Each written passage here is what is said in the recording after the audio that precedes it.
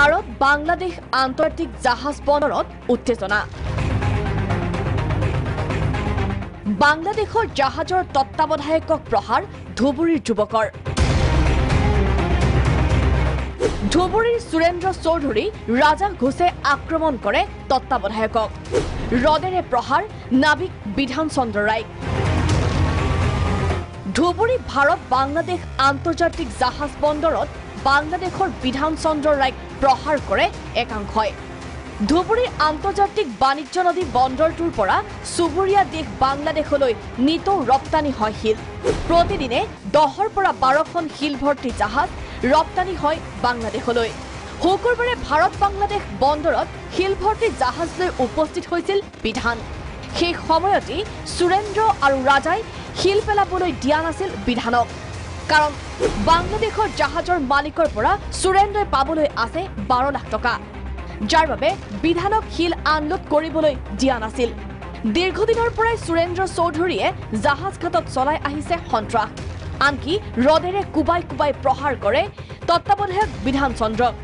লোডে দিছিলাম এই জন্য লোডে লাগাই দিছিলাম, উনি মানে দুদিন আগে রাত্রেবেলা লাগাই দিছিলাম, তো উনি এসে বাধা করছে। ওনার সঙ্গে আরেকজন ছিল রাজু, ওরা ঠিক বলতে পারবো না কেন, ওদের নাকি পূর্ব জের আছে, শুধু এটাই শুনছি শুধু। আমি আবার পরের দিন সকালে আবার লাগাই দিছি, জাহাজ লাগাই দিছি লোড দিতে, তো উনি আসি পরে জাহাজ আটকাই দিছে আর আমার দুটো বাড়ছে, টর্চ দিয়ে মারছে। বিধান চন্দ্ৰ ৰায় গোচৰৰ ভিত্তিত ইতিমধ্যে ধুবুৰী আৰক্ষীয়ে গ্ৰেপ্তাৰ কৰে সুৰেন্দ্ৰ ৰাজাক।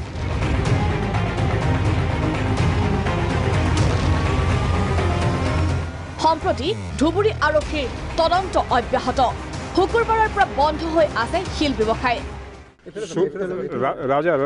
রাজা কোনো তার অথরিটি নেই। সুরেন্দ্র চৌধুরী হিও সিএনএফ। আমি আমার তো নিরাপত্তাই নাই ধুবুরীত। আমি যে যাও একটা কান্ট্রির পর বেলেগ কান্ট্রিত যাও, আমার তো নিরাপত্তাই নাই। আজি মানিছে এটা সুপারভাইজারক, কালি আরও মানিব। সেইকাৰণে সিহঁতে আন্দোলন কৰি আছে, তাক ৰখাই দিছে। এই কৈ আছে বাংলাদেশত মই পইচা পঠাইছোঁ 12 লাখ টকা। সিয়ে গম পাব কেনেকৈ পঠাইছে, তাৰ নামতো কোনো এক্সপৰ্ট লাইচেঞ্চ নাই, সি ডলাৰত কনভাৰ্ট কৰা নাই, যে হাওলাত পইচা পঠাইছে। তেনেহ'লে সিন্ডিকেট চলায়। সুৰেন্দ্ৰ চৌধুৰীৰ নামত নাই অনুজ্ঞাপত্ৰ। তেনেস্থলত কেনেকৈ শিল ৰপ্তানিৰ নামত সুৰেন্দ্ৰই 12 লাখ টকা দিলে বাংলাদেশৰ জাহাজৰ মালিকক?